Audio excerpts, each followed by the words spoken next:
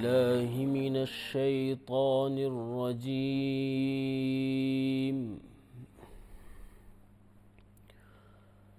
بسم الله الرحمن الرحيم.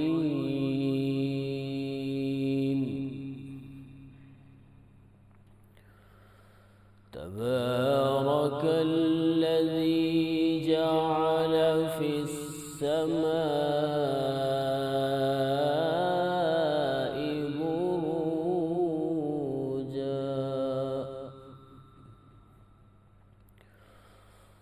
وجعل فيها سراجا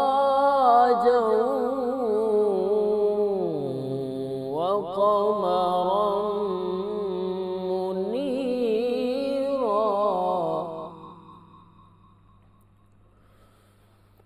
وهو الذي جعل الليل والنهار خلفة لمن أراد أن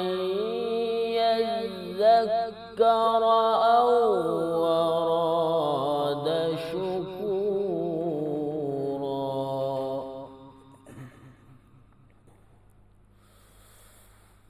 تبارك الذي جعل في السماء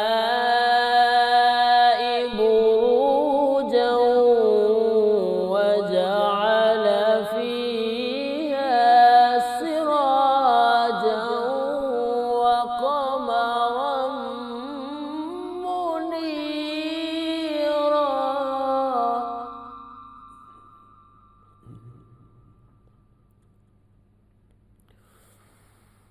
وهو الذي جعل الليل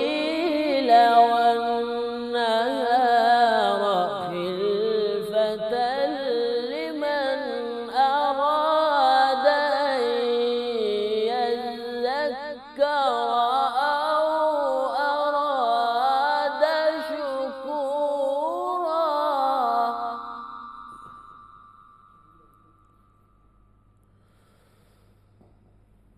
وعباد الرحمن الذين يمشون على الأرض هونا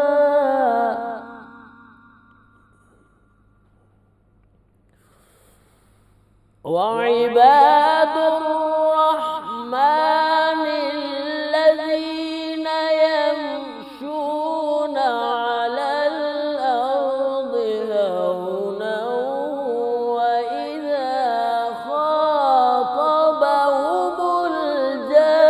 الجاهلون قالوا سلاما.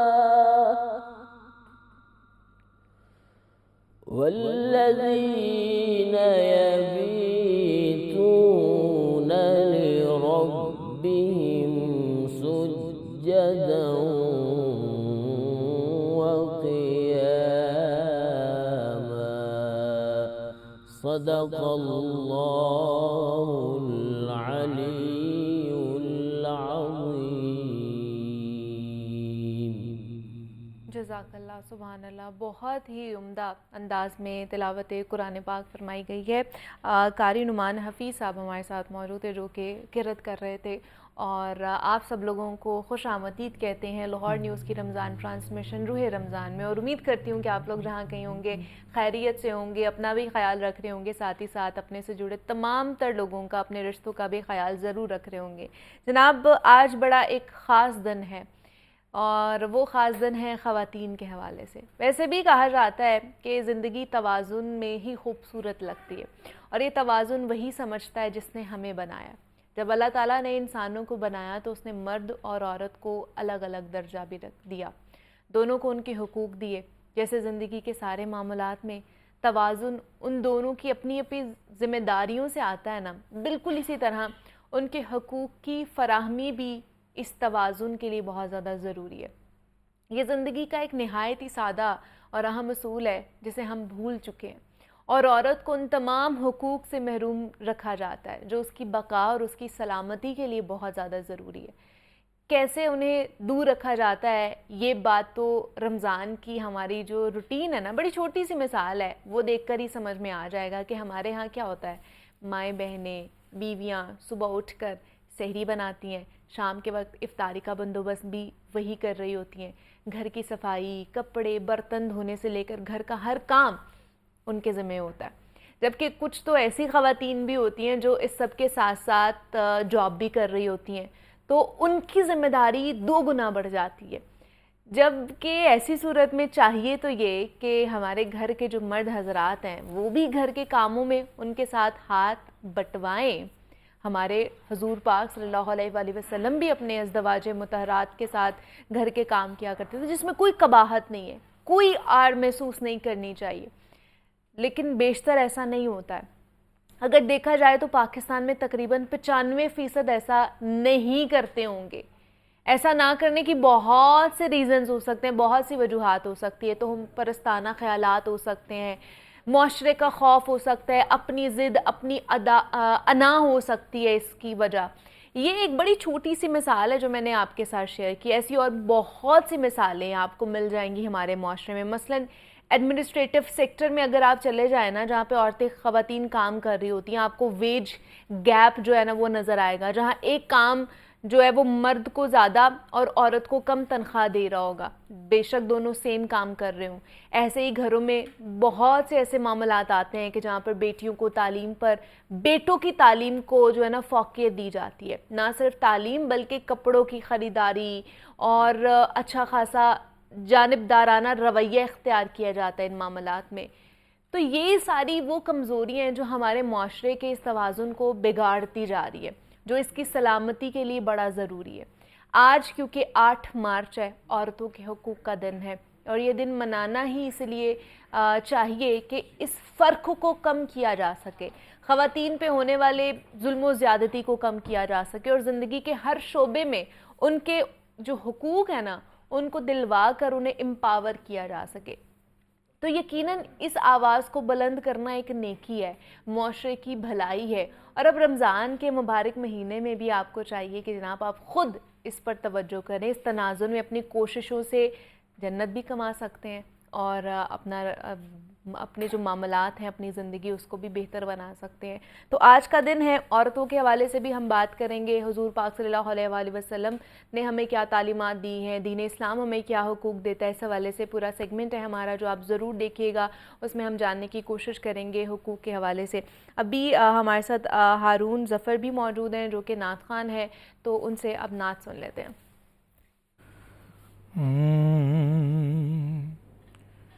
میں کہ بے تو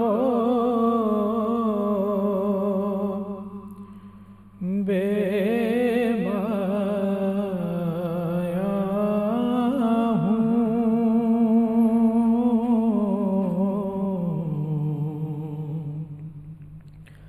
میں کہ بے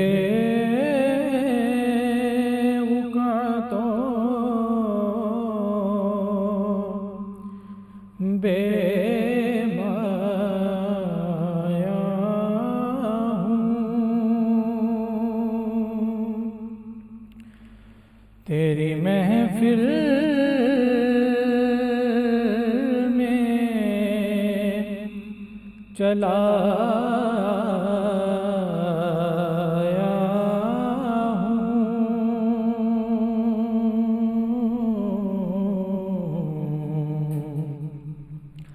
تیری محفل میں چلا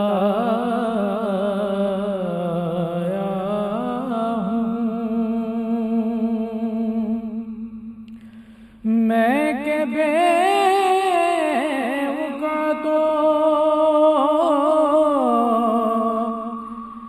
بے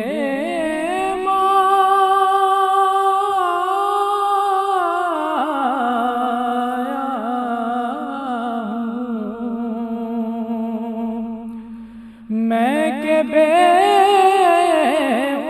تو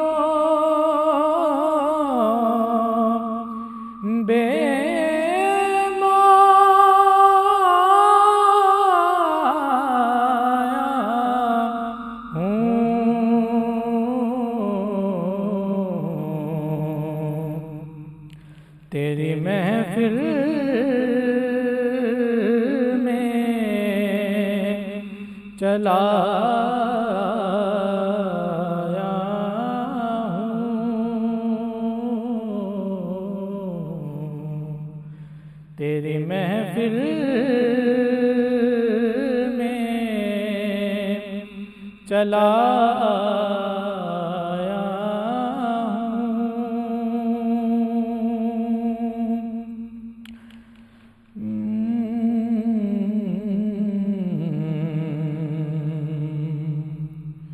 چند پل یوں تیری قربت میں کٹیں چند پل یوں تیری قربت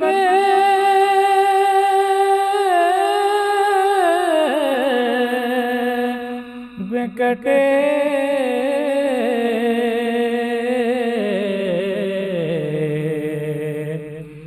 جیسے ایک عمر گزارا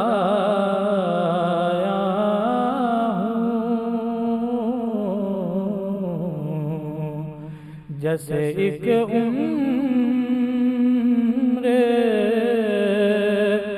گزارا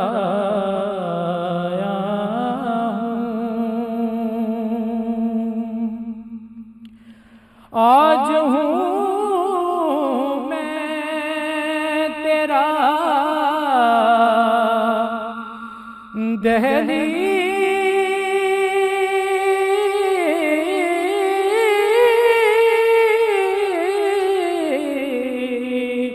دہلیز نشین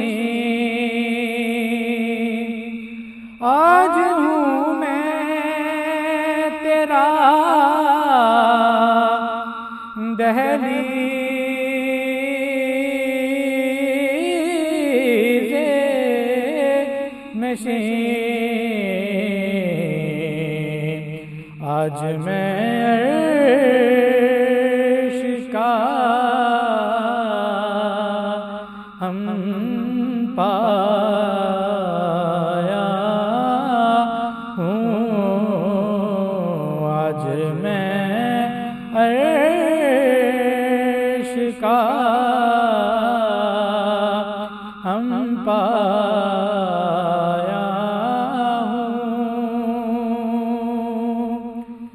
ہوں جب بھی میں عرض مدینہ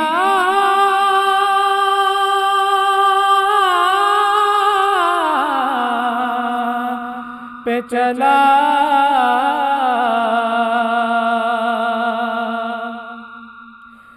جب بھی میں عرض مدینہ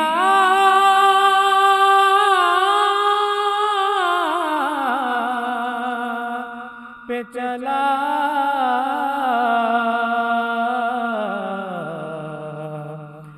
اپنے اعمال پہ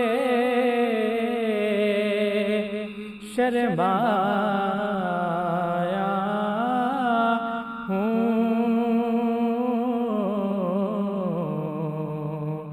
اپنے اعمال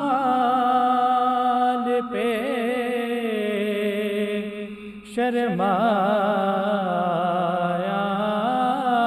ہوں تیری محفل میں چلا آیا ہوں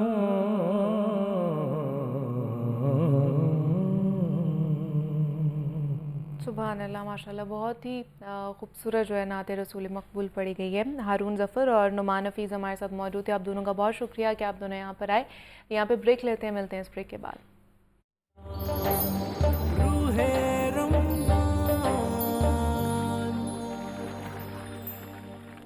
تو رمضان کی نشریات میں آپ سب لوگوں کو خوش آمدید کہتے ہیں جناب. وزن کم کرنے یا بڑھانے میں ہماری نفسیات بری طرح سے متاثر ہوتی ہے. اکثر موٹاپے کے جو شکار افراد ہیں ان میں ڈپریشن کی سطح بہت زیادہ پائی جاتی ہے.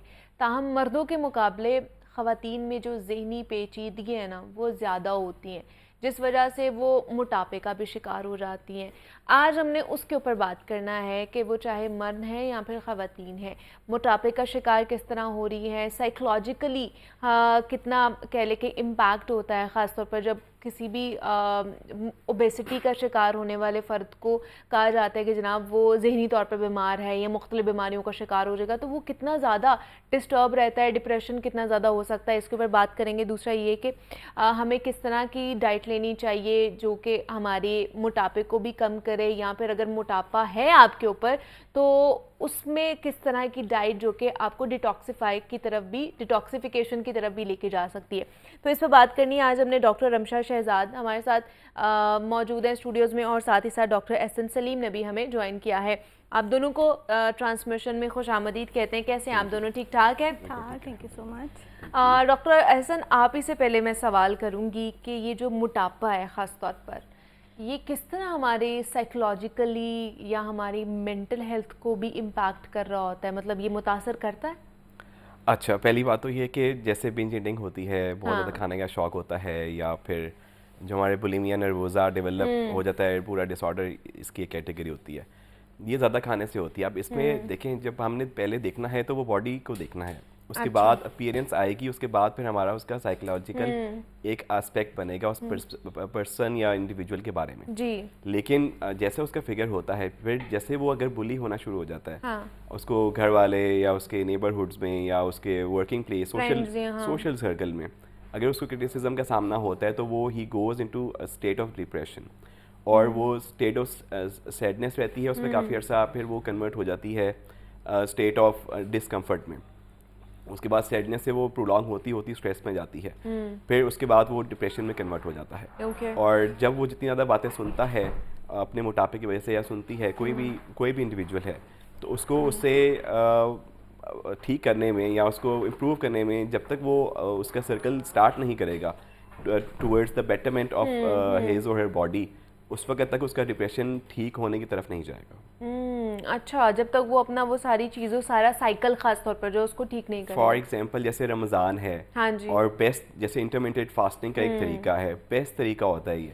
جتنے بنج ایٹرز ہیں ہمارے پاس, یا جن کو مسئلہ ہے, یا باڈی ڈسمورفک آرڈر ہے, یا پھر جو ڈسکمفرٹ میں رہتے ہیں کہ ہمیں لوگ ٹیز کرتے ہیں, ہمیں لوگ دیکھتے ہیں آکورڈ طریقے سے, ان کے لیے بہتر طریقہ یہ کہ آپ فاسٹنگ کریں اور پھر بعد میں کنٹینیو رکھیں اس کو, روزوں کے بعد بھی.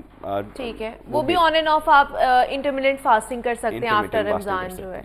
ٹھیک ہے. اچھا رمشا, آپ مجھے بتائیے کہ موٹاپا, ایک تو ہم جیسے ڈاکٹر ایسا نے بتایا کہ ایک تو بنج ایٹنگ, یا پھر ہم بہت زیادہ جب کھا رہے ہوتے ہیں تو obviously موٹاپا آنا ہی آنا ہے. اب آ گیا موٹاپا, اب اس کو کم کیسے کرنا ہے, اب یہ ہمیں بتائیں, کیونکہ موٹاپا جلدی آ جاتا ہے, اس کو کم کرنا تھوڑا سا مشکل ٹاسک ہوتا ہے, تو اس کو کم کس طرح کرنا ہے, کیا کیا ایسی ڈائٹس ہیں, کیا کیا ایسی چیزیں ہیں جو ہمیں اپنی ڈائٹ میں یا اپنی ڈیلی روٹین میں لینی چاہیے؟ دیکھیں, اگر ہم اب بات کریں جیسے کہ رمضان چل رہا ہے, تو اس میں تو ہمارے لیے بہت بڑی بلیسنگ ہے کہ ہم نے اگر ویٹ لاس کرنا ہے, سو ہمیں بھوکا رہنے کا یہ نہیں ہے کہ ہم خود کو کوئی ڈپرائیو رکھ رہے ہیں نیوٹرینٹ سے.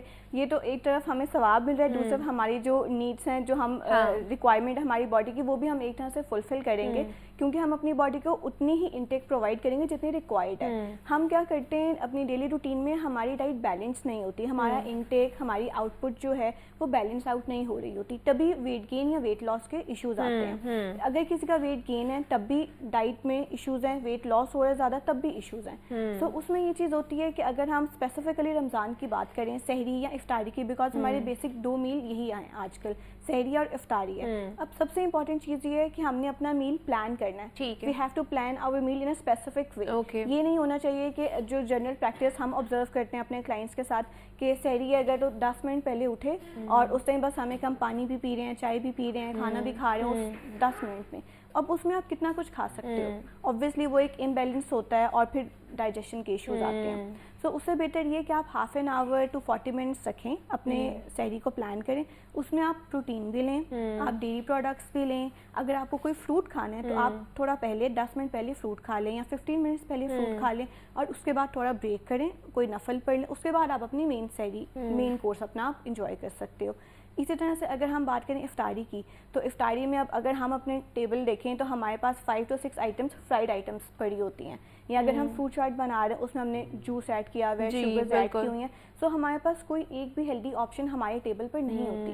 سو ہمیں یہ چاہیے کہ جو بھی ہم چیزیں رمضان میں یوزلی گھر میں پریپیئر کر رہے ہوتے ہیں تو ہمارے پاس انف ٹائم ہوتا ہے کہ ہم خود پریپیئر کر رہے ہیں تو اس کو اپنے اکارڈنگ اس کو بنا سکتے ہیں. اب اس میں یہ کہ ہم ڈیپ فرائی نہ کریں, شیلو فرائی کر لیں, ایئر فرائز یوز کر لیں, یا فروٹ چاٹ ہے تو اس میں ایکسٹرا شوگر ایڈ نہ کریں. اور سب سے مین امپورٹنٹ چیز جو ہے وہ یہ ہے کہ شوگری ڈرنکس وہ جو ہے اس کا استعمال نہ کریں. ہم لوگ شربت پی رہے ہیں اور ایسے کولڈ ڈرنکس ہیں جیسے دودھ سوڈا, ایک بہت کامن چیز ہے ہمارے یہاں پہ. ہم نے بنا لیا کہ ایک تو فرائیڈ آئٹمس ہیں اور ایک تو دودھ سوڈا ہے, دونوں ہی چیزیں ڈائجسٹ نہیں ہو رہی. دودھ میں کولڈ ڈرنک ڈالی, دودھ کے بھی انٹیک کا کوئی فائدہ نہیں ہوا, وہ کیلشیم سارا آپ کی باڈی سے ایکسیڈ آؤٹ ہو جائے گا, فائدہ ہی کوئی نہیں ہوگا. تو بس پلان کر کے ہم چاہے ایک چیز کھائیں وہ ایک ہیلدی چیز ہو اور اس میں ہمارے سارے نیوٹرینٹس پورے ہو رہے ہیں, سیلیڈ کے ساتھ کمبینیشن بنا لیں تو وہ بیسٹ آپشن, وہ آپ کے لیے بیسٹ آپشن ہوتا ہے. اچھا ڈاکٹر احسن, ہمارے یہاں پہ ہوتا ہے کہ جناب خاص طور پر ہمیں یہ بہت زیادہ انسیکیورٹی میں کہوں گی اس میں کہ جنہیں میں کیسا نظر آ رہا ہوں یا میں کیسی نظر آ رہی ہوں, خاص طور پر جو تھوڑے سے اوبیسٹی کا شکار ہوتے ہیں نا, ان میں سائیکولوجیکلی یہ ساری آنا شروع ہو جاتی ہیں کہ میری اس سائڈ سے پکچر نہ لینا, میں زیادہ موٹا نظر نہ ہوں یا موٹی نظر نہ ہوں. تو یہ کیا یہ بہت زیادہ آپ کو ٹریگر کر رہے ہوتی ہیں یہ چیزیں کہ میں بظاہر طور پر میں کیسے نظر آ رہا ہوں کیسے نہیں نظر آ رہی ہوں؟ اچھا, اس کو دیکھنے کے نا دو طریقے ہیں. ایک جو ڈیپ تھنکر نہیں ہوگا, جو ہائی اچیور نہیں ہوگا, وہ یہ سوچے گا کہ مجھے لوگ دیکھ رہے ہیں, میرے بارے میں باتیں کر رہے ہیں, میں پتہ نہیں کیسا دکھ رہا ہوں, اچھا میری سیلفیز ٹھیک آ رہی ہیں کہ نہیں, اس اینگل سے لے, اس اینگل سے کٹ کریں.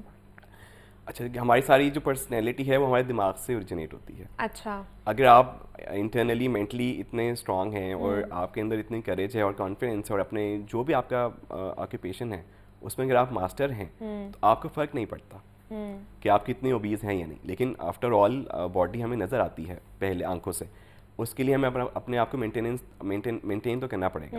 لیکن سیٹسفیکشن کے لیے اور ایک سارٹ آف آگے بڑھنے کے لیے, انسان کی موٹیویشن کے لیے اس کو مینٹلی اسٹرانگ ہونا پڑے گا.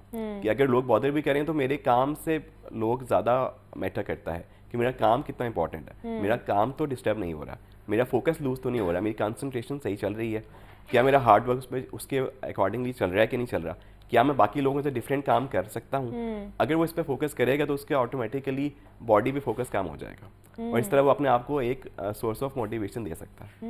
لیکن زیادہ تر جیسے بچوں میں بھی اوبیسٹی, وہی بہت زیادہ شائع فیل کر رہے ہوتے ہیں, باہر نہیں جاتے ہیں, اپنے فرینڈس کے ساتھ سوشل نہیں ہوتے ہیں کہ جی ہمیں لوگ بلی کریں گے یا بچے بلی کریں گے, تو وہ گھر پہ رہتے ہیں, تو وہ کس مینٹل اسٹیٹ کا شکار ہو جاتے ہیں؟ اچھا, اس میں کیونکہ وہ اسٹگماٹائزیشن فیل کرتے ہیں اپنے آس پاس دوستوں سے, فیملی ممبر سے, اسکول سے, تو ان کو چاہیے کہ جو الیکٹرانک میڈیا ہے یا الیکٹرانک جو ڈیوائسز وہ یوز کرتے ہیں, الیکٹرک اسکوٹیز ہیں, اس کو چھوڑ کے سائیکلنگ کریں, ورک آؤٹ کریں, اپنا وہ باہر آئیں. اور اس کو جب تک میں نے آپ کو پہلے بتایا تھا, جب تک وہ اسٹارٹ نہیں کریں گے, اس میکینزم کا پارٹ نہیں بنیں گے. جیسے اگر ہم جم جاتے ہیں تو ہم ڈے 1 باڈی بلڈر یا فٹنس پرو نہیں بن سکتے.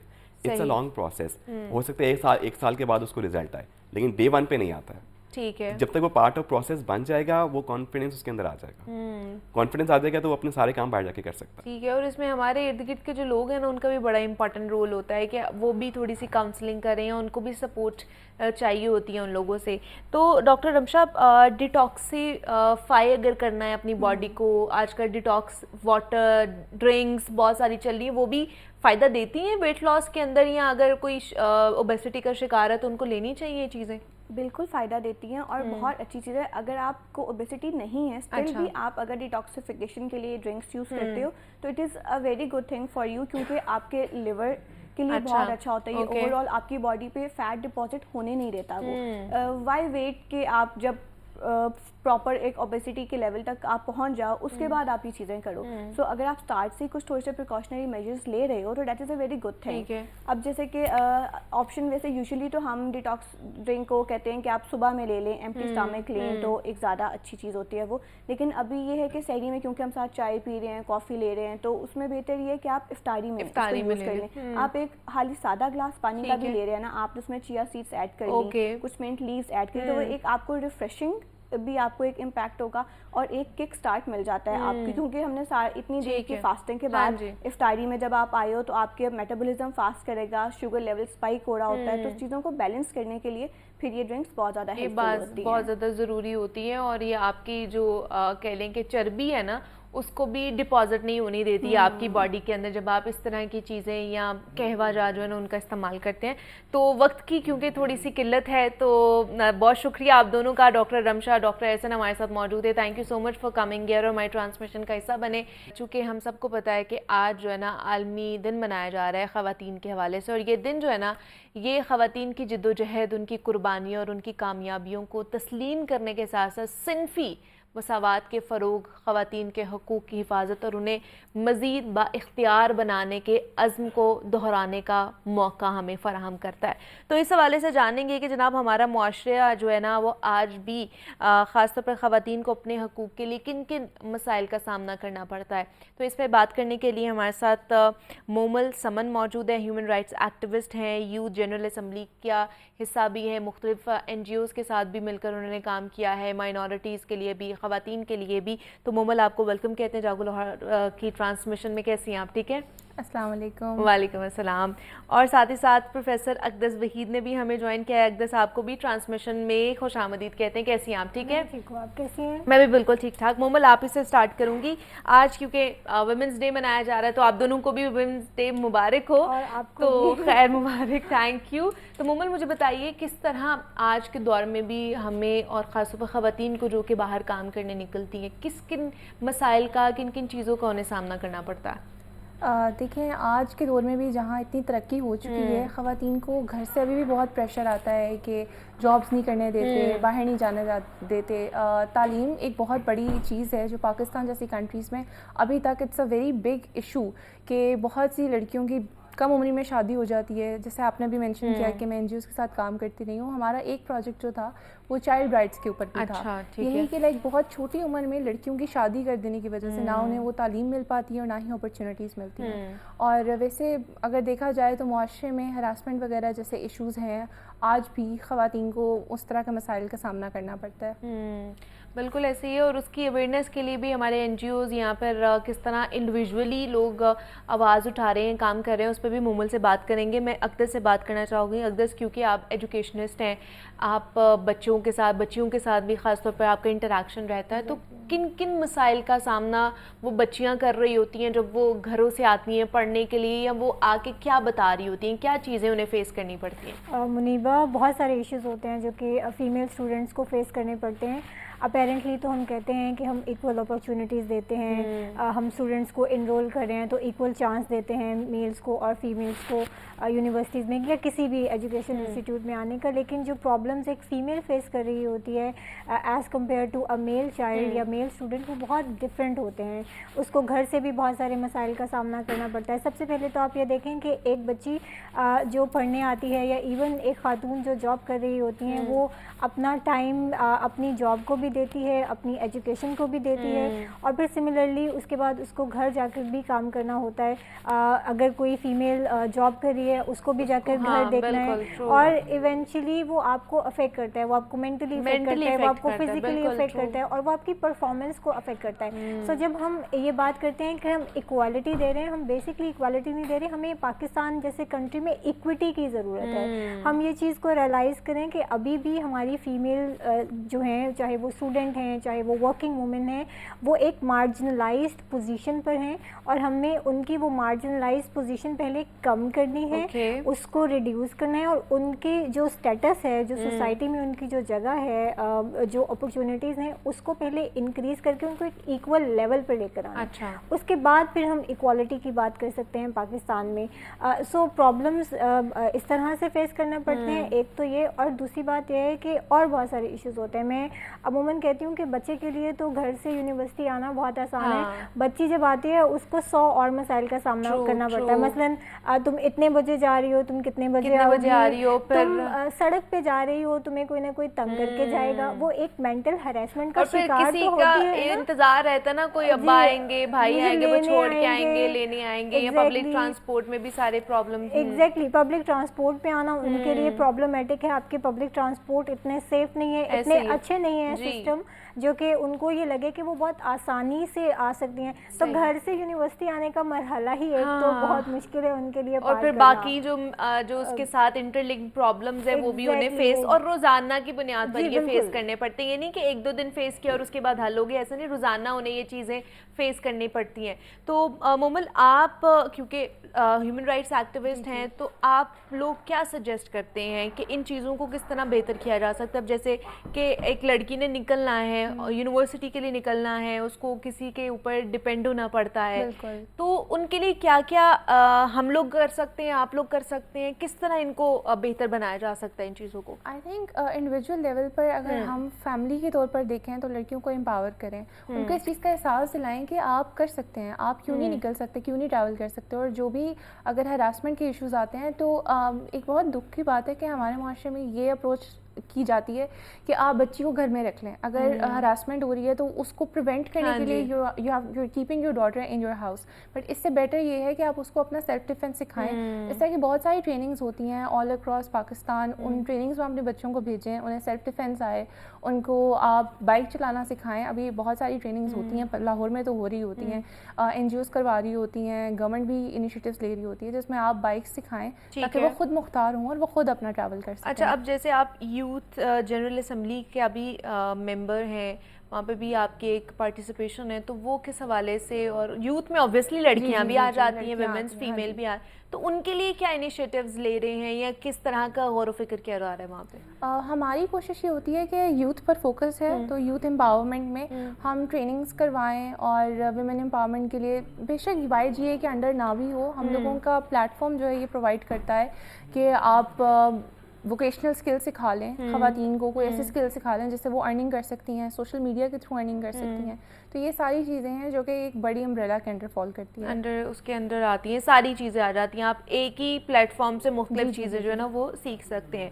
تو اقدس, آپ کو کیا لگتا ہے ہمارے کیا پورے سسٹم کو چینج ہونا ہے؟ حکومتی سطح پر ہم کیا کر سکتے ہیں یا انڈیویجولی سطح پر ہم کیا کر سکتے ہیں اس چیز کو لے کر؟ دیکھیے, ہمارا جو یہ پرابلم ہے نا, یہ سوشیو پولیٹیکل پرابلم ہے. اس میں معاشرے کو بھی تبدیل ہونے کی ضرورت ہے اور حکومتی لیول پر بھی اقدامات کی ضرورت ہے. یہ ان دونوں کا کمبینیشن ہوگا تو ہی صورتحال میں بہتری ہوگی. معاشرے کی سوچ بدلنے کی ضرورت ہے, ان کو یہ چیزیں ریئلائز کروانے کی ضرورت ہے کہ بیٹی پر اعتماد کیسے کرنا ہے, یا اگر بیٹی ہو گئی ہے تو یہ کوئی آپ کے لیے کوئی دکھ کی بات نہیں ہے. انفیکٹ وہ اتنی ہی کیپیبل انڈیویجول ہے جتنا آپ کا بیٹا کیپیبل انڈیویجول ہے, اور وہ آپ کے لیے کوئی بوجھ پیدا نہیں ہوا. وہ اپنا بوجھ خود اٹھانے کی اہلیت رکھتی ہے اتنی ہی جتنا آپ کا کوئی میل چائلڈ رکھتا ہے, فرسٹ آف آل یہ. اور پھر جو آپ کے سوشل اسٹرکچرز ہیں جو کہ فیمیل کو تھوڑا سا ایک مارجنلائز پوزیشن پہ لے کر آتے ہیں, ان سوشل اسٹرکچرز کو چیلنج کرنے کی ضرورت ہے. اس کے لیے میڈیا ایک بہت امپورٹنٹ رول جو ہے وہ پلے کر سکتا ہے. آپ ایسی فیمیلز کو دکھائیں, strong female, independent female characters کو دکھائیں, تاکہ لوگوں کو یہ بات سمجھ میں آئے کہ اس طرح کے کیریکٹرز بھی سوسائٹی میں پریویل کر سکتے ہیں, اور پروبیبلی ہماری بیٹی بھی کل ایسا ہی کوئی کیریکٹر انشاءاللہ بنے گی. ایک تو معاشرے کی یہ سوچ تبدیل کرنے کی ضرورت ہے, اور دوسرا یہ کہ حکومتی سطح پر تو بہت سارا کام ہونے کی ضرورت ہے. ایجوکیشن کی پالیسی بنا دینا, فار انسٹنس گاؤں وغیرہ میں بچیوں کو اگر اسکول نہیں بھیجتے ہیں تو آپ پیرنٹس کو کوئی انسینٹیو دے سکتے ہیں. یہ این جی اوز یہ کام کر رہی ہوتی ہیں کہ کسی نہ کسی طرح وہ پیرنٹس کو انسینٹیو دیں کہ وہ بچی کو اسکول بھیجیں, تو گورنمنٹ یہ کیوں نہیں کر سکتی؟ سملرلی شیلٹر ہومس خواتین کے لیے بالکل نہیں بنائے جاتے. جو خواتین ڈومیسٹک وائلنس کا یا کسی بھی اس طرح کی پرابلم کا شکار ہوتی ہیں تو ان کے لیے شیلٹر ہومس پرووائڈ کریں, ان کو لیگل اسسٹنس پرووائڈ کی جائے تاکہ اپنے حق تک ایکسیس کو ان کے لیے وہ کرنا آسان ہو. بالکل ٹھیک ہے کہ کوئی بھی اگر انہیں پرابلم ہے ہراسمنٹ سے ریلیٹڈ یا کوئی بھی ایسی چیز, تو وہ اس تک پہنچ سکے اور سیف اینڈ ساؤنڈ ہو وہ چیز ان کے لیے. تو ہمارے ساتھ اقدس وحید موجود تھی, مومل سمن نے ہمیں جوائن کیا تھا. آپ دونوں کا بہت شکریہ کہ آپ ہماری ٹرانسمیشن کا حصہ بنی. یہاں پہ چھوٹی سی میں نے بریک لینی ہے, ملتے ہیں اس بریک کے بعد.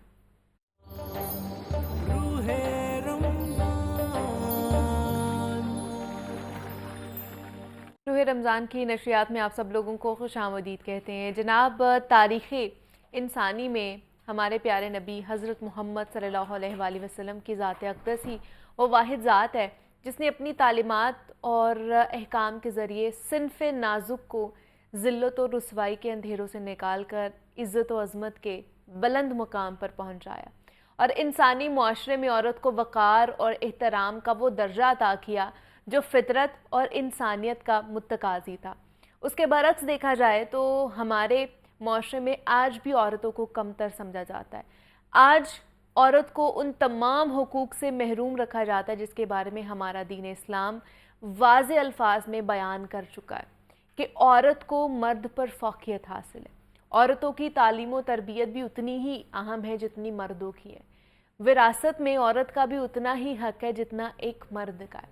آج چونکہ دنیا بھر میں عورتوں کا عالمی دن منایا جا رہا ہے تو لہٰذا آج اس حوالے سے ہم سیگمنٹ میں جانیں گے کہ جناب اسلام میں عورتوں کے حقوق کی اہمیت کیا ہے. دین اسلام جو ہے نا وہ ہمیں کیا تعلیمات دیتا ہے عورتوں کے حقوق کے حوالے سے. اور آج کے اس امپورٹنٹ دن کے اوپر ہم سے بات کرنے کے لیے ہماری اس ٹرانسمیشن کا حصہ ہیں ڈاکٹر پیر طارق شریف زادہ صاحب ہیں, معروف سیریس اسکالر ہیں, روزانہ کی بنیاد پہ ہمارے ٹرانسمیشن کا حصہ بنتے ہیں. ڈاکٹر صاحب آپ کو خوش آمدید کہتے ہیں آج کے اس سیگمنٹ میں. اور اس کے ساتھ ایک اور گیسٹ ہیں جنہوں نے آج ہمیں جوائن کیا ہے, مفتی بہرام شاہد ہیں اور ان کو بھی خوش آمدید کہتے ہیں آج کی ٹرانسمیشن میں. بہرام صاحب آپ کو بھی خوش آمدید کہتے ہیں. ڈاکٹر صاحب آپ ہی سے آغاز کریں گے. آج عورتوں کا عالمی دن منایا جا رہا ہے, ویمنز ڈے منایا جا رہا ہے اور ہم بہت اچھے سے جانتے ہیں کہ اسلام خواتین کو جتنا پروٹیکٹ کرتا ہے, جتنے حقوق خواتین کے لیے اس نے دیے ہیں اور کسی نے نہیں, جتنا پروٹیکشن اسلام میں ہمیں خواتین کے حوالے سے ملتی ہے. تو دین اسلام کی روشنی میں اگر دیکھا جائے یا قرآن و حدیث کی روشنی میں کیا کیا تعلیمات ملتی ہے اور کیا کیا حقوق جو ہے نا وہ خواتین کے حوالے سے ملتے ہیں؟ بسم ربی محمد کریم علیہ الصلوۃ والتسلیم. سب سے پہلے تو یادآوری کا شکریہ. اور آج کا عنوان یقیناً دنیا بھر میں ایک بین الاقوامی دن کے طور پر خواتین کے حقوق کے ذیل میں منایا جاتا ہے. میں ویسے ذاتی طور پر دنوں کو اس ترتیب سے منانے کے بہت زیادہ خلاف نہیں ہوں. یعنی میں آن لائٹر سائڈ میں یہ بات کہوں, میں یہ سمجھتا ہوں کہ یہ بھی خیر کا معاملہ ان معنوں میں ہے کہ جب کوئی دن کسی چیز کے ساتھ مخصوص کر دیا جاتا ہے تو یقیناً اس دن عام روزمرہ زندگی کے اپنے تقاضوں سے ہٹ کے ذرا لوگوں کی توجہ اس طرف ہونا شروع ہو جاتی ہے. اور ہم کیسے یعنی ہم خوش گمانی رکھتے ہیں کہ شاید یہ جو اس دن کا ابلاغ ہوتا ہے, جو اس دن اس موضوع پر بات ہو رہی ہوتی ہے, صرف خواتین کے حوالے سے ہی نہیں دیگر جو ایام بھی سیلیبریٹ کیے جاتے ہیں, نہ جانے کتنے لوگوں کی توجہ اس موضوع کی طرف جاتی ہے اور کتنے لوگ جو ہیں وہ اپنی اصلاح کر پاتے ہیں اپنے رویوں میں, اپنے معاملات میں, معمولات میں.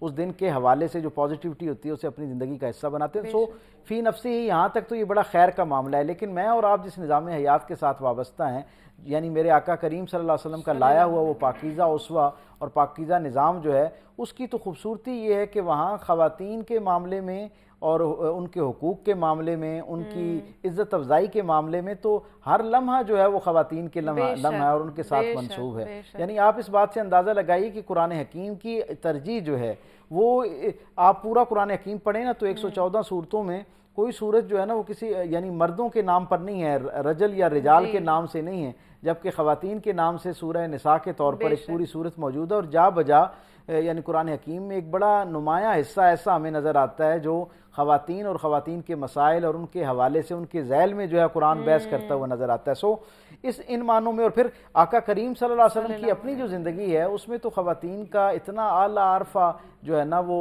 عزت افزائی کا اہتمام ہمیں نظر آتا ہے. آپ یہ دیکھیں کہ رسول اللہ صلی اللہ علیہ وسلم جس زمانے کے اندر تشریف لائے, اگر انسانی تاریخ میں عورتوں کی ناقدری کے حوالے سے دیکھا جائے تو شاید وہ سب سے نمایاں زمانہ ہے.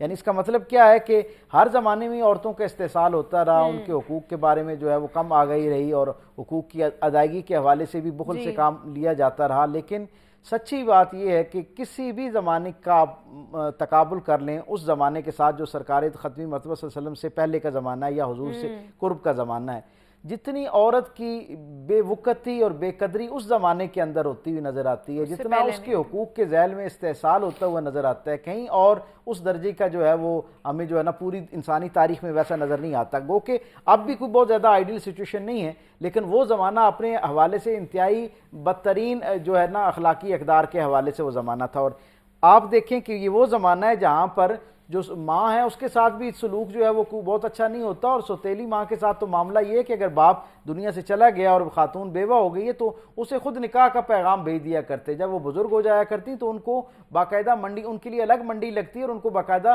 بیچ دیا جاتا. اس زمانے میں جو آج کا سعودیہ اور یمن ہے، ان دونوں کے بارڈر پر جو بیوہ خواتین ہوا کرتی تھی، بزرگ خواتین جن کی آگے اولاد موجود ہوتی تھی یا جن کے شوہروں کی اولاد موجود ہوتی، ان کے لیے الگ ایک منڈی کا اہتمام ہوتا ہے جہاں پر ان خواتین کی خرید و فروخت ہوتی. ایسے ماحول اور معاشرے کے اندر میرے کریم آقا صلی اللہ علیہ وسلم نے اہل دنیا کو یہ بات دی، خوشخبری بتائی، ایک قدر و منزلت بتائی کہ اللہ نے ماں کے قدموں کے نیچے جنت رکھی ہے. اب میں ہمیشہ یہ بات کہا کرتا ہوں کہ میرے محبوب رسول صلی اللہ علیہ وسلم نے کیا جامع کلام فرمایا. حضور نے یہ نہیں کہا کہ ماں ولیہ ہو، اللہ کی صاحب ولایت ہو تو پھر اس کے قدموں کے نیچے جنت ہے، یا ماں صحابیہ ہو یا تابعہ ہو تو تب اس کے قدموں کے نیچے جنت ہے.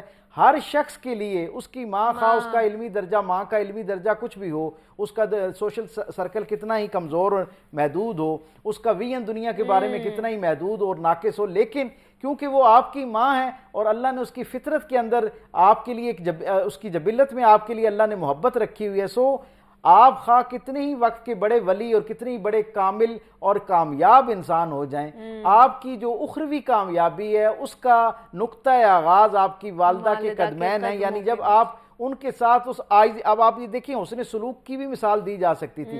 قدموں کے ساتھ اس کی نسبت یہ بتائی ہے کہ بیٹے کا قد، اولاد کا قد کتنا ہی آسمان تک بلند ہو جائے، اگر وہ جنت کا خواہاں ہے تو یہ نظام حیات عورت کو ایسی عزت دیتا ہے کہ اس خاتون کے قدموں میں جھک کر وہ اس جنت کی طرف اپنا راستہ پا سکتا ہے. اسی طرح آپ دیکھیں بیٹی کے اس زمانے میں اس معاشرے کا کیا حال تھا. ہم سب جانتے ہیں کہ عالم یہ تھا کہ لوگ بیٹیوں کی پیدائش سے پہلے ان کا اہتمام کر لیتے، یعنی خائف رہتے، اور گھر کے اندر اولاد کے آنے کی جو امید ہوتی، خوشخبری ہوتی، اسے صرف اس لیے چھپایا جاتا کہ کہیں کل بیٹی پیدا ہو تو اس کا بتانا نہ پڑ جائے. آخری لمحے میں جب بیٹی پیدا ہو جاتی تو سب سے یعنی کامیاب آدمی وہ تصور کیا جاتا جو جتنا جلدی بیٹی سے جان چھڑا لیتا، یعنی اسے زندہ درگور کر دیتا یا اس کو مار دیتا. اس معاشرے میں جہاں پر بیٹی کے ساتھ یہ سلوک ہوتا ہے، میرے کریم آقا کی مثال یہ ہے. غیر مسلم مورخین اور جو سیرت نگار ہیں ان کو بھی یہ لکھنے پر میرے محبوب رسول کے اس عمل نے مجبور کر دیا کہ حضور کی اپنی شہزادی جب حضور سے ملنے کے لیے آتے ہیں تو حضرت ام سلمہ رضی اللہ تعالیٰ عنہ فرماتی ہیں کہ حضرت فاطمہ الزہرا کی جو ہاتھ کی دستک تھی نا دروازے کے اوپر، حضور اس سے مانوس تھے، اور جیسی وہ دستک آتی تو دستک کے ساتھ ہی حضور کے چہرے اقدس کے اوپر مسکراہٹ آ جاتی. حضور 2 قدم آگے بڑھ کر دروازہ کھولتے، ماتھا چومتے، ہاتھ پر بوسہ دیتے، اپنے مقام پر جہاں خود تشریف فرما ہوتے وہاں بٹھاتے. اور حضرت ام سلمہ نے یہ بیان کیا کہ میں نے متعدد دفعہ دیکھا سیدہ کائنات حضرت فاطمہ الزہرا بیٹی کی حیثیت سے حضور کے گھر تشریف لائی ہیں، اور میرے کریم آقا اس وقت تک اپنی نشست پر نہیں تشریف فرما ہوتے تھے جب تک سیدہ کائنات نہ بیٹھ جایا کرتی، اور پھر واپسی پر انہیں جو مقدور بر طائف ہوتے، جو کوئی چیز موجود ہوتی، وہ ان کو دیکھ کر دروازے تک رخصت کرنے کے لیے آتے. تو یہ عزت، یعنی ایک طرف جو ہے بیٹیوں کا نام لینا جو ہے وہ شرمندگی کا باعث ہے، ان کا زندہ رہنا باپ کے لیے شرمندگی کا باعث تھا. اس خوبصورت نظام میں میرے کریم آقا صلی اللہ علیہ وسلم نے عورت کا یہ جو پہلو تھا بیٹی والا، اس کو ایسی عزت عطا کی کہ یعنی جو دنیا بھر کے لیے مثال ہے. بیویوں کے معاملے میں اس زمانے کے اندر بیویوں کا بھی کم و بیش یہی حال تھا، ان کے معاملے میں بھی انہیں بھی باندی سے زیادہ کوئی حیثیت نہیں تھی ان کی معاشرے کے اندر. لیکن میرے کریم رسول صلی اللہ علیہ وسلم وہ معاشرہ، میں اکثر یہ بات کہا کرتا ہوں کہ آج بھی ہم اتنی جدیدیت اور روشن خیالی کے باوجود اپنے دوستوں میں بیٹھ کر اپنی بیگمات کے نام لے کر ان کی خوبی بیان کرنے سے ہچکچاتے ہیں، ایک حجاب سا ہمیں محسوس ہوتا ہے. تصور کریں میرے کریم آقا کے ہاں عورت کی عزت افزائی کا کیا مقام اور فوقیت ہے.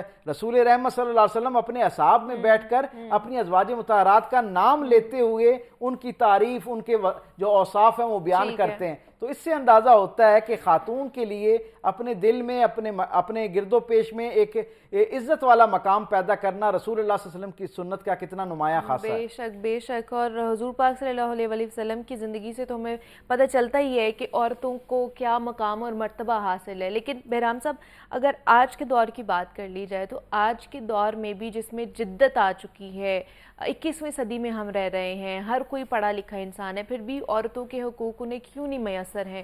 کیوں ابھی بھی انہیں کمتر سمجھا جاتا ہے؟ بسم اللہ الرحمن الرحیم. تمام تعریفیں اس اللہ کے لیے جو ایسا اول ہے جس کی ابتدا نہیں اور ایسا آخر ہے جس کی انتہا نہیں. درود و سلام کے گجرے نشاور ہوں سستی پر جو وجہ تخلیق کائنات ہیں، اور آپ کی وساطت سے آپ کی جمی آل اور جمی اصحاب پہ۔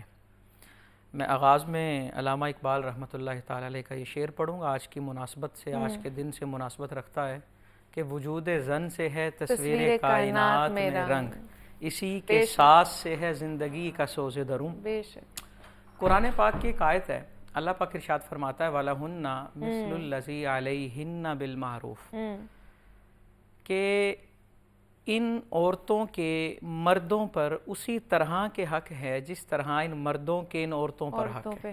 یعنی کہ یہاں سے ایک چیز واضح ہو گئی کہ بحیثیت انسان عورت مرد سے کم نہیں یا مرد عورت سے بہتر نہیں، بحیثیت انسان اللہ پاک نے قرآن مجید میں بیان کر دیا۔ ٹھیک ہے، آپ کا جو سوال کہ اتنی جدت کے باوجود، اتنی آگاہی کے باوجود پھر وہی پرانی سوچ جس کو دقیانوسی خیالات کہتے ہیں وہ کیوں ہیں، اس کی وجہ یہ ہے، آپ نے لفظ استعمال کیا اتنی پڑھائی اور پڑھے لکھے معاشرے کے باوجود۔ پڑھا لکھا ہونا اور چیز ہے، پیپر پاس کرنا ہو رہا ہے، تعلیم حاصل کرنا ہو رہا ہے اور ڈگری حاصل کرنا ہو رہا ہے، اس کے اندر بڑا فرق ہے۔ دیکھیں جی، اللہ کے نبی صلی اللہ علیہ وآلہ وسلم جس دور میں آئے نا، اس وقت ایک شخص تھا ویل ایجوکیٹڈ پرسن، بہت پڑھا لکھا، اس کی دانائی کی وجہ سے لوگوں نے اس کو ابو الحکم کہنا شروع کر دیا، دانائی والا، حکمت والا، لیکن اس نے حق نہیں پہچانا، اللہ کے نبی پر ایمان نہیں لایا، تو آج اسے کوئی بھی ابو الحکم کے نام سے یاد نہیں کرتا، اور بچہ بچہ جانتا ہے کہ ابو جہل کس کو کہتا ہے۔ کہ تعلیم کا تقاضا یہ ہے کہ حق کو قبول کر لیا جائے، حق قبول کرنا بڑا ضروری ہے، اور وہ لوگ جتنا مرضی پڑھ لکھ جائیں جو اس طرح کے معاملات کرتے ہیں، دیکھیں نا آئے روز خبر آتی ہے غیرت کے نام پہ یہ ہو گیا، غیرت، اس چیز کو غیرت کون کہتا ہے بھلا؟ یہ تو غیرت عرف عام میں کہہ دیتے ہیں، ورنہ حقیقی طور پر اس کا تعلق غیرت سے نہیں ہے۔ غیرت اور حمیت کا یہ تقاضا نہیں ہے کہ انسان قرآن کے، شریعت کے اصولوں کے اوپر پانی پھیر دے، ان اصولوں کی خلاف ورزی کرے۔ دین اسلام نے بڑا پیارا اصول دیا، ڈاکٹر صاحب بڑی خوبصورت بات ارشاد فرما رہے تھے، دیکھیں نا، اللہ پاک ارشاد فرماتا ہے قیامت کا نقشہ کھینچتے ہوئے کہ ایک نقشہ یہ بھی ہوگا وَإِذَا الْمَوْءُودَةُ سُئِلَتْ، اس بچی سے پوچھا جائے گا جسے زندہ درگور کیا گیا کہ اسے کس جرم کے عوض کیا گیا، یہ کیوں پوچھا جائے گا؟ اچھا، اس پر میں ایک صحابی رسول ہیں، وہ نا اللہ کے نبی صلی اللہ علیہ وآلہ وسلم کے پاس بیٹھے ہیں، اور وہ عرض کرتے ہیں اگر آپ اجازت دیں نا تو میں اپنے دل کی سختی کا ایک واقعہ بیان کروں کہ ہم کتنے سخت دل تھے اور آپ نے ہمیں کتنا نرم بنا دیا۔ اللہ کے نبی ارشاد فرماتے ہیں آپ بیان کریں۔ اب وہ بیان کرتے ہیں، وہ کہتے ہیں میں سفر پہ گیا، بیٹی پیدا، ایک بچہ پیدا ہونے والا تھا، میں گھر آیا 7-8 سال کے بعد، اتنا لمبا وہ سفر تھا، اتنے سالوں کے بعد آیا، میں مفہوماً عرض کر رہا ہوں، تو مجھے خبر ملی کہ بیٹی پیدا ہوئی، اور میری بیگم مجھے کہہ رہی ہے اس کو دفن کیوں نہیں کرتے؟ یعنی کہ عورت، مرد عورت کا دشمن ہے، لیکن عورت بھی عورت کی دشمن ہے اس دور میں۔ کہتے ہیں میری بیگم نے اصرار کیا کہ آپ بھول گئے ہیں، جائیں کام تمام کر کے آئیں۔ کہتے ہیں المختصر یہ کہ میں نے زمین کھودنے کا سامان پکڑا گھر سے، اور وہ بچی میرے ساتھ جا رہی ہے، اور وہ اپنی معصوم سی آواز میں میرا بڑا استقبال کر رہی ہے، وہ رستے میں میرے کپڑوں پہ گرد و غبار لگتی ہے تو وہ جھاڑتی ہے، اور وہ کہتی ہے بابا کپڑے گندے ہو رہے ہیں، آپ کہاں لے کے جا رہے ہیں؟ کہتے ہیں اس نے میرے ساتھ زمین کی کھدائی کی، اور میں نے اس کی ان نازک اور پیاری باتوں پر میرا دل نرم نہیں ہوا، اور میں نے اسے زندہ درگور کر دیا، اور وہ یہی کہتی رہی کہ بابا جان میں دفن کر رہا ہوں، میرے ہاتھوں میں مٹی ہے، وہ دفن ہونے کے ساتھ کہہ رہی ہے کہ آپ کے ہاتھ گندے ہو رہے ہیں، مجھے آپ کے ہاتھ صاف کرنے دیں۔ جب واقعہ سنا رہے ہیں آنکھیں اشک بہا رہے ہیں، اللہ کے نبی بھی رو رہے ہیں، سارے صحابہ رو رہے ہیں، اور عرض کرتے ہیں کہ ہم اتنے سخت دل تھے لیکن آپ نے ہمیں اتنا نرم دل بنا دیا کہ وہ لوگ جو ہم فخر محسوس کرتے تھے بیٹیوں کے ساتھ یہ سلوک کرنے میں، آج ہم فخر محسوس کر رہے ہیں انہیں ان کا حصہ دینے میں، فخر محسوس کر رہے ہیں انہیں عزت دینے میں، انہیں مقام دینے میں، مرتبہ دینے میں۔ قرآن پاک کا ایک اور انداز دیکھیں، اللہ پاک ارشاد فرماتا ہے اولاد اللہ پاک دیتا ہے، بے شک، کسی کو بیٹا دے دے، بے شک، کسی کو بیٹی دے دے، اور جس کو چاہے نہ دے، جس کو چاہے جڑوا دے، بے شک۔ لیکن قرآن پاک کا جو انداز ہے، اللہ پاک ارشاد فرماتا ہے یَهَبُ لِمَن یَشَاءُ إِنَاثًا وَیَهَبُ لِمَن یَشَاءُ الذُّکُورَ أَوْ يُزَوِّجُهُمْ ذُکْرَانًا وَإِنَاثًا وَیَجْعَلُ مَن یَشَاءُ عَقِیمًا۔ اللہ پاک نے یہاں بیٹی کا ذکر پہلے کیا، اللہ پاک فرماتا ہے وہ چاہے تو بیٹی دیتا ہے، ٹھیک ہے، اور وہ چاہے تو بیٹا دیتا ہے، چاہے تو ٹوئنز دیتا ہے، کیا وہ چاہے تو اولاد نہ دے، لیکن یہاں پر مقدم کس کو رکھا؟ دیکھیں اس معاشرے میں ایک بہت بڑا المیہ ہے، اکثر چینلز پہ بھی میں نے مختلف جگہوں پہ یہ بات کی ہے، ایک کام اکثر ہم کرتے ہیں وہ دیکھنے میں تو بہت اچھا لگتا ہے لیکن اس کے پیچھے ایک سوچ ہے جو غلط ہے. وہ یہ ہے ایک بندے کو اللہ پاک نے 2 بیٹیاں دی، 3 دی، 4 دی، پہلی بیٹی بھی دی، جو بھی معاملات ہیں، ساتھ والا، دائیں والا، بائیں والا، وہ کہتے ہیں اللہ پاک اولاد نرینہ دے، آپ بیٹا دے آپ. والدین بھی بیٹیوں کی موجودگی میں بیٹے کی دعا کرتے ہیں، کر رہے ہوتے ہیں. یہ تو ان بیٹیوں کا حوصلہ ہے جو اس بات کو برداشت کرتی ہیں کہ ان کے ہوتے ہوئے ماں باپ کہہ رہے ہیں کہ مجھے بیٹا چاہیے. یعنی کہ ایک لحاظ سے دیکھا جائے تو یہ ان کے احساس کمتری میں جانے کی وجہ ہو سکتی ہے، لیکن وہ اس کو برداشت کر رہی ہیں. یہ ان کا حوصلہ. دیکھیں بیٹے کو کوئی نہیں کہتا میری بیٹی آئی، میری بیٹی ہے، اور بیٹیوں کو سب کہتے ہیں میرا بیٹا ہے. یہ اللہ پاک کا بڑا کرم ہے اگر کوئی اس بات کو سمجھے. معاشرے کے اندر عجیب غلط خام خیالی ہے کہ عورت آدھی ہے، اس کا آدھا ہے، نصف ہے، حالانکہ کہیں بھی ایسا نہیں ہے. وہ صرف وراثت کے مسائل میں ایک حصہ ایسا ہے. اچھا 12 لوگ ہیں جنہیں اصحاب الفرائض کہتے ہیں. اصحاب الفرائض کا مطلب ہے یہ 12 رشتہ دار ہیں جن کا حصہ قرآن میں مقرر ہے. ٹھیک ہے. ان 12 میں سے 8 عورتیں ہیں جی. اچھا کیا بات. اور ان میں سے صرف بہن بھائی کی صورت میں وہ نصف اور یعنی کہ 1:2 کا قاعدہ ہے، ورنہ کسی کی ایک بیٹی آدھی جائیداد کی مالک ہوا ہے، 2 ہیں 2/3 کی. اور دیکھیں عورت کو حصہ بھی قرآن دے رہا ہے، دین دے رہا ہے. اور پھر کیا دین یہ نہیں کہہ رہا کہ عورت اپنا مال خود پہ خرچ کرے. اگر عورت بیٹی ہے تو باپ کی کفالت میں، بیوی ہے تو شوہر پر اس کا نفقہ ہے، بہن ہے تو بھائی پر اس کے نفقے کی ذمہ داری ہے. کہ دین اسلام اگر دیکھا جائے وہ تو ہر لحاظ سے عورت کو ترجیح دے رہا ہے. اب جو لوگ اس بات کا رونا روتے ہیں، دیکھیں نا اس دور میں یہ کہنا کہ عورت کو حق نہیں مل رہا، سب سے پہلے دیکھیں دین نے جو حق دیے ہیں کیا اس سے بہتر کوئی مذہب کوئی دین عورت کو اس کا حق دے سکتا ہے کہ نہیں دے سکتا؟ تو جواب آئے گا نہیں دے سکتا. وجہ یہ ہے کہ ہم اصل چیز کو پڑھ نہیں رہے، مطالعہ نہیں کر رہے، دیکھ نہیں رہے، اسٹڈی نہیں کر رہے. بالکل ایسا ہی. اور سارے اچھا اس پر میں تھوڑا سا اختلاف کروں گا کہ ہمارے تک نہیں پہنچ رہے. اچھا مجھے یہ بتائیں، ہم نے یونیورسٹی داخلہ لینا ہوتا ہے تو ہم جاتے ہیں کہ یونیورسٹی آتی ہے، نہیں جاتے تو ہم ہیں، لیکن یہاں پہ اتنی کہ اب میں معذرت کے ساتھ کہ فقہ اتنے زیادہ وہ ہو گئے، ہر کوئی نا اپنے طور پر مذہب کو لے کر چل رہا ہوتا ہے. اس پر بھی میں چھوٹی سی عرض کروں گا وہ یہ ہم نے اصل میں دین کے حوالے سے نا اپنا معیار خود گرایا ہوا. اچھا ہم دیکھیں نا، ہم سمجھتے ہیں کہ ہر چیز لینی ہے اچھی جگہ سے، بچہ پڑھنے جائے اچھے جگہ پہ، دین سیکھنا ہے، بس کوئی وہ آئے جو سائیکل پہ آتا ہے اور وہ آئے جو گراج میں بیٹھے، ٹھیک ہے نا، اور وہ آئے جو جاتے ہوئے وہ جس کی نظر وہ کہے جی کچھ ہے تو وہ بھی مجھے دے دیں. تو ہم نے اپنا معیار خود جو ہے وہ کم رکھا ہوا ہے. تو حالانکہ دین اسلام کو دین فطرت کہا گیا. قیامت تک آنے والا کوئی انجینئر، سائنسدان، سمجھدار آدمی یہ دعویٰ نہیں کر سکتا کہ فطرت کا تقاضا یہ تھا اور دین نے اس پر ایڈریس نہیں کیا، دین نے اس پر خطاب نہیں کیا، سوال ہی پیدا نہیں ہوتا. بے شک ایسی بڑی اچھی نشست رہی آج کی. ڈاکٹر پیر طارق شریف زادہ صاحب ہمارے ساتھ موجود تھے. مفتی بہرام شاہد نے ہمیں جوائن کیا تھا. آپ دونوں کا بہت شکریہ کہ آپ دونوں یہاں پر آئے، ٹرانسمیشن کا حصہ بنے، اور ہمیں اجازت دیجیے. اپنا بہت سارا خیال رکھیے گا. اللہ حافظ.